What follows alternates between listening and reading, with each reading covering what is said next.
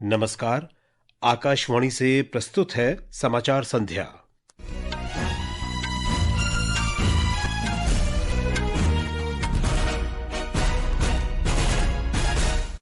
कृषि मंत्री शिवराज सिंह चौहान ने भारत की पहली जीनोम संवर्धित चावल की 2 किस्में जारी की।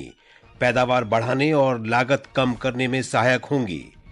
पहला world audio visual and entertainment summit waves Mumbai में संपन्न। वेव्स बाजार में 1300 करोड़ रुपए का कारोबार हुआ। प्रधानमंत्री नरेंद्र मोदी ने बिहार में खेलो इंडिया यूथ गेम्स का शुभारंभ किया। कहा, देश में खेल संस्कृति का उदय इसकी सॉफ्ट पावर को दिखाएगा। एयर इंडिया ने इस्राएल में तेल अवीव के हवाई अड्डे के पास हौसी विद्रोहियों के मिसाइल हमले के बाद मंगलवार तक वहां की सभी उड़ानें निलंबित की। पाकिस्तान में बलोच लिबरेशन आर्मी ने क्वेटा कराची राष्ट्रीय राजमार्ग बंद किया। और आईपीएल क्रिकेट में कोलकाता नाइट राइडर्स ने राजस्थान रॉयल्स को रोमांचक मुकाबले में 1 रन से हराया। लखनऊ सुपर जायंट्स और पंजाब किंग्स के बीच मैच जारी। समाचार संध्या के साथ मैं विशाल शर्मा। कृषि मंत्री शिवराज सिंह चौहान ने आज नई दिल्ली में भारतीय कृषि अनुसंधान परिषद ICAR द्वारा विकसित भारत की जीनोम संवर्धित चावल की पहली 2 किस्में जारी की। उन्होंने परियोजना से जुड़े कृषि वैज्ञानिकों को बधाई दी। उन्होंने कहा कि ये शोध प्रधानमंत्री नरेंद्र मोदी के विकसित भारत के संकल्प में महत्वपूर्ण उपलब्धि साबित होगा। कृषि मंत्री ने कहा कि बढ़ती आबादी की पोषण संबंधी आवश्यकताओं को पूरा करने के लिए उत्पादन बढ़ाने की जरूरत है। उन्होंने कहा कि ये दोनों किस्में न केवल किसानों के लिए बल्कि आम जनता के लिए भी फायदेमंद हैं। जो 2 हमारी किस्में हैं, उनमें से एक कमला DRR 100 धान की एक किस्म, और ये मूल किस्म जैसा बताया गया है सांबा महसूरी। अब उसकी तुलना में अधिक उपज 25 से लेकर 30%, और ये 20 दिन पहले पक के तैयार हो जाएगी। मीथेन गैस का उत्सर्जन कम होगा, उत्पादन बढ़ेगा, किसान को फायदा है, जनता को भी फायदा है। बढ़ती हुई आबादी को अगर पूरी तरह से पोषण सुरक्षा देनी है, खाद्य सुरक्षा देनी है, तो उत्पादन बढ़ाना पड़ेगा। हमारे संवाददाता ने बताया है कि ये किस्में आंध्र प्रदेश, बिहार, उत्तर प्रदेश, तेलंगाना, कर्नाटक, तमिलनाडु, छत्तीसगढ़, महाराष्ट्र, पश्चिम बंगाल और मध्य प्रदेश के किसानों के लिए विकसित की गई हैं।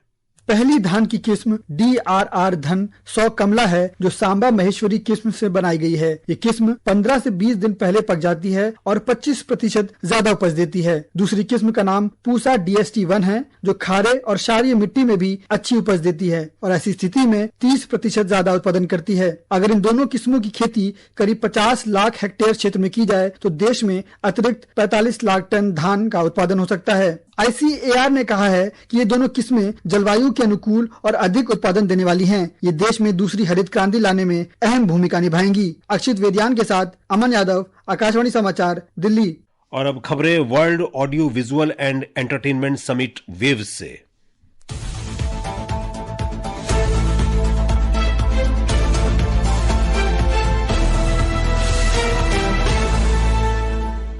भारत का पहला वेव्स सम्मेलन आज मुंबई के जियो वर्ल्ड कन्वेंशन सेंटर में संपन्न हो गया। बृहस्पतिवार को सम्मेलन का उद्घाटन प्रधानमंत्री नरेंद्र मोदी ने किया था। और अधिक जानकारी के लिए चलते हैं मुंबई में मौजूद अपनी संवाददाता प्रार्थना के पास। प्रार्थना, आज संपन्न हुए 4 दिन के इस सम्मेलन की कुल मिलाकर उपलब्धियों की बात करें तो क्या रही उपलब्धियां? जी हाँ विशाल, वेव्स 2025 पिछले 4 दिनों में यहाँ मुंबई के जियो कन्वेंशन सेंटर में सूचना एवं प्रसारण मंत्रालय द्वारा आयोजित किया गया था। इसमें मीडिया और एंटरटेनमेंट जगत से जुड़ी जानी मानी हस्तियां शामिल हुई। इस बार की थीम थी कनेक्टिंग क्रिएटर्स, कनेक्टिंग कंट्रीज, और सभी हितधारकों ने एक ही बात दोहराई कि भारत की कहानियों को पूरी दुनिया तक ले जाना चाहिए और भारत को एक ग्लोबल शूटिंग डेस्टिनेशन के तौर पर बढ़ावा मिलना चाहिए। सम्मेलन के अंतर्गत ग्लोबल मीडिया डायलॉग का आयोजन किया गया था, जिसमें 77 देशों के प्रतिनिधि शामिल हुए और सभी ने क्रिएटिविटी को बढ़ावा देने के लिए आपसी सहयोग के बढ़ने पर जोर दिया। व्यापार की दृष्टि से देखें तो इस बार का वेव्स बाजार काफी उत्साहवर्धक रहा। यहाँ फिल्में, म्यूजिक, रेडियो, वीएफएक्स और एनिमेशन सेक्टर में 1300 करोड़ से ज्यादा का व्यापार दर्ज हुआ। यहाँ बायर सेलर मार्केट भी आयोजित किया गया था, जिसमें 3000 से अधिक B2B मीटिंग्स हुई। वेव सम्मेलन में मुख्यतः मीडिया के वैश्वीकरण, स्टार्टअप्स, पायरेसी, कंटेंट के फ्यूचर, AI और मेटावर्स जैसे मुद्दों पर सत्र आयोजित किए गए। साथ ही हमारी विरासत को सहेजने पर भी चर्चा हुई। भारतीय फिल्मों में शास्त्रीय और लोक संगीत, पुराने क्लासिक फिल्मों के रेस्टोरेशन पर चर्चा हुई। और हाँ, विशाल वेव्स 2025 में 10वें नेशनल कम्युनिटी रेडियो अवार्ड्स भी दिए गए। इसके अलावा मीडिया और एंटरटेनमेंट जगत से जुड़ी अहम रिपोर्ट और व्हाइट पेपर भी जारी किए गए। विशाल, धन्यवाद प्रार्थना इस विस्तृत जानकारी के लिए। सूचना और प्रसारण सचिव संजय जाजू ने कहा है कि वेव्स में शामिल प्रत्येक क्रिएटर बेहतर कलाकार बना है। मुंबई में वेव सम्मेलन के सांस्कृतिक सत्र में श्री जाजू ने कहा कि क्रिएट इन इंडिया चैलेंज में शामिल हुए संगीतकारों ने अपने प्रदर्शन से देश के सार को दर्शाया है। श्री जाजू ने आकाशवाणी समाचार से विशेष बातचीत में कहा कि वेव्स सम्मेलन निवेश, व्यापार, कला और संस्कृति के लिए एक अविश्वसनीय मंच रहा है। अपने आप में एक अविस्मरणीय रहा है। न केवल इंटरनेशनल पार्टिसिपेशन बहुत जोरदार था, साथ ही साथ बिजनेस भी बहुत हुआ है। इन्वेस्टमेंट अनाउंसमेंट्स हुए हैं, वेव्स बाजार में खरीद फरोख्त हुई है। वर्ल्ड की टॉप मीडिया एंटरटेनमेंट कंपनीज यहाँ पर शामिल रहीं। कल्चरल प्रोग्राम बहुत अच्छे रहे और अपने आप में एक पीपल्स वेव्स बन के निकल के आया है ये पहला एडिशन।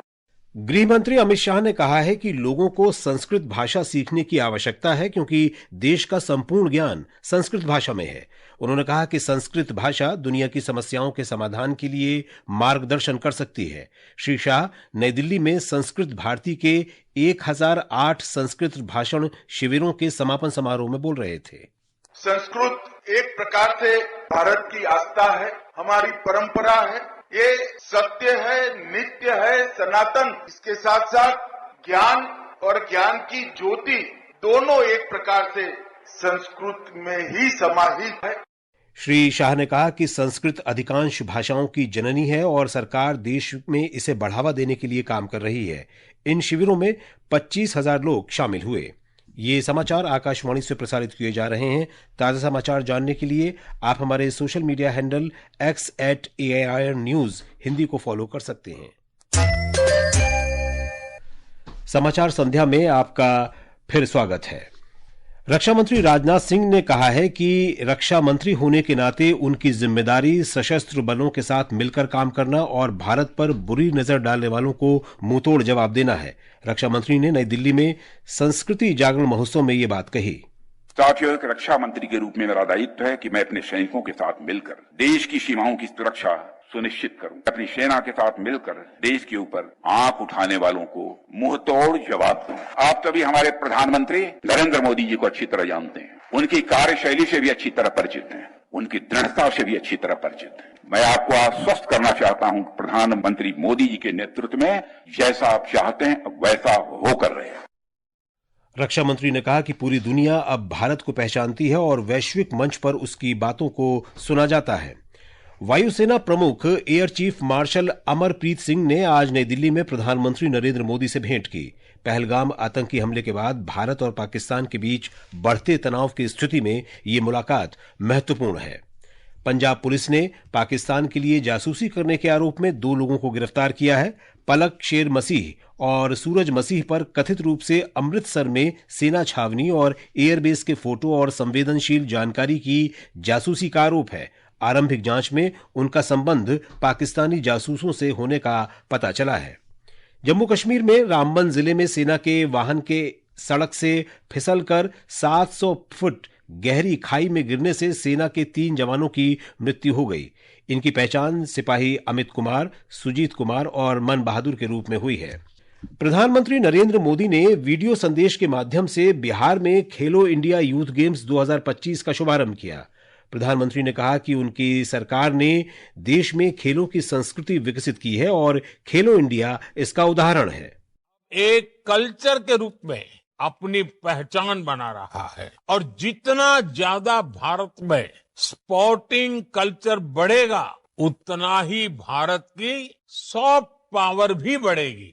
खेलो इंडिया यूथ गेम्स इस दिशा में देश के युवाओं के लिए एक बहुत बड़ा प्लेटफॉर्म बना है।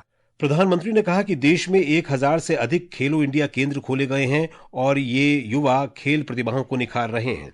प्रधानमंत्री ने कहा कि देश 2036 में ओलंपिक की मेजबानी करेगा और अपनी सॉफ्ट पावर का प्रदर्शन करेगा।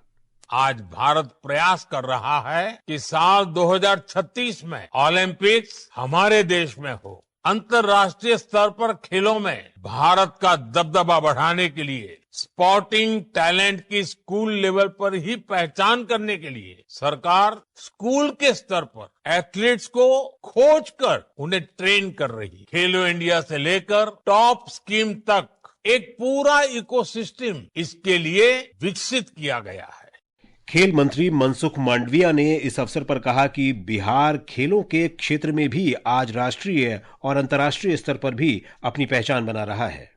6000 से अधिक हमारे एथलीट पार्टिसिपेंट कर रहे हैं। 10,000 से अधिक स्पोर्ट्स सेक्टर के लोग यहाँ इकट्ठे हुए हैं। आज जब यूथ गेम्स का प्रारंभ हो रहा है, उस अवसर पर बिहार इस इतना बड़ा कार्यक्रम यहाँ, इतना बड़ा स्पोर्ट्स इवेंट बिहार में करवा रहे हैं। ये स्वयं प्रतिबिंबित है कि बिहार स्पोर्ट्स सेक्टर में भी अपना स्थान नेशनल और इंटरनेशनल लेवल पर दर्ज करते जा रहे हैं। आईपीएल क्रिकेट में धर्मशाला में पंजाब किंग्स और लखनऊ सुपर जायंट्स के बीच मुकाबला जारी है। पंजाब ने ताजा समाचार मिलने तक 17वें ओवर में 4 विकेट पर 175 रन बना लिए हैं। एक अन्य मैच में कोलकाता नाइट राइडर्स ने एक बेहद रोमांचक मुकाबले में और राजस्थान रॉयल्स को 1 रन से हरा दिया। कोलकाता के 207 रन के लक्ष्य के जवाब में राजस्थान की टीम 20 ओवर में 8 विकेट पर 205 रन ही बना सकी। ये समाचार हमारी वेबसाइट www.newsonair.gov.in और हमारे न्यूज ऑन एआईआर ऐप पर भी उपलब्ध हैं। इस्राएल ने कहा है कि यमन के हौसी विद्रोहियों द्वारा दागी गई एक मिसाइल आज सुबह बिन गोरियन हवाई अड्डे के मुख्य टर्मिनल के निकट गिरी। इस विस्फोट में 6 लोग घायल हो गए। हौसी प्रवक्ता ने इस हमले की जिम्मेदारी ली है। इस्राएली वायुसेना घटना की जांच कर रही है। इस बीच हमले के बाद एयर इंडिया ने घोषणा की है कि तल अवीव से आने जाने वाली उसकी सभी उड़ानें मंगलवार तक निलंबित रहेंगी। उसने कहा है कि यात्रियों और कर्मचारियों की सुरक्षा सुनिश्चित करने के लिए ऐसा किया गया है। मंगलवार तक यात्रियों को टिकट पुनर्निर्धारण पर एकमुश्त छूट या रद्द करने पर पूर्ण धन वापसी की पेशकश की जाएगी। बलूच लिबरेशन आर्मी बीएलए ने बलूचिस्तान के कलात जिले के मोंगोचर इलाके में एक बड़ा हमला कर क्वेटा कराची राष्ट्रीय राजमार्ग संख्या 25 अवरुद्ध कर दिया है। बीएलए ने कई सरकारी इमारतों में आग भी लगा दी है। बीएलए ने इस छापे को अपनी आजादी के संघर्ष का हिस्सा बताया है। बाद में सुरक्षा बलों ने यातायात बहाल किया और जवाबी कार्रवाई शुरू की। इस बीच बलूच नेशनल मूवमेंट बीएनएम ने डेनमार्क के शहर उट्रेक्ट में एक विरोध प्रदर्शन और एक फोटो प्रदर्शनी का आयोजन किया, जिसमें नीदरलैंड और अंतर्राष्ट्रीय समुदाय से बलूच लोगों के खिलाफ पाकिस्तान द्वारा किए गए गंभीर अत्याचारों की सार्वजनिक रूप से निंदा करने का आग्रह किया गया। मौसम विभाग ने कल अरुणाचल प्रदेश, असम, मेघालय, तटीय आंध्र प्रदेश, गुजरात, ओडिशा, तमिलनाडु, पुदुचेरी और निकोबार द्वीप समूह के विभिन्न क्षेत्रों में तेज वर्षा का अनुमान व्यक्त किया है। दिल्ली, बिहार, छत्तीसगढ़, गुजरात, मध्य प्रदेश, ओडिशा, पंजाब, राजस्थान, उत्तर प्रदेश और विदर्भ में कल और अगले 2-3 दिनों के दौरान बारिश हो सकती है। आकाशवाणी का समाचार सेवा प्रभाग अपने साप्ताहिक फोन इन कार्यक्रम पब्लिक स्पीक में कल रात 9:30 बजे अत्यधिक गर्मी के दौरान सुरक्षित रहने विषय पर परिचर्चा प्रसारित करेगा। मौसम विज्ञान विभाग के वैज्ञानिक डॉक्टर आर.के. जिनामणि और लेडी हार्डिंग मेडिकल कॉलेज के मेडिसिन विभाग के प्रोफेसर डॉक्टर अनुपम प्रकाश इस परिचर्चा में भाग लेंगे। उत्तराखंड के केदारनाथ के दर्शन के लिए श्रद्धालुओं की भारी भीड़ उमड़ रही है। शुक्रवार को मंदिर के कपाट खुलने के बाद सिर्फ 2 दिनों में 55,000 से अधिक श्रद्धालु बाबा केदारनाथ का दर्शन कर चुके हैं। और अब अंत में मुख्य समाचार एक बार फिर। कृषि मंत्री शिवराज सिंह चौहान ने भारत की पहली जीनोम संवर्धित चावल की 2 किस्में जारी की। पैदावार बढ़ाने और लागत कम करने में सहायक होंगी। पहला world audio visual and entertainment summit waves Mumbai में संपन्न। वेव्स बाजार में 1,300 करोड़ रुपए का कारोबार हुआ। प्रधानमंत्री नरेंद्र मोदी ने बिहार में खेलो इंडिया यूथ गेम्स का शुभारंभ किया। एयर इंडिया ने इस्राएल में तल अवीव हवाई अड्डे के पास हौसी विद्रोहियों के मिसाइल हमले के बाद मंगलवार तक वहां की सभी उड़ानें निलंबित की। और पाकिस्तान में बलूच लिबरेशन आर्मी ने क्वेटा कराची राष्ट्रीय राजमार्ग को बंद किया। इसके साथ ही समाचार संध्या का ये अंक समाप्त हुआ। नमस्कार।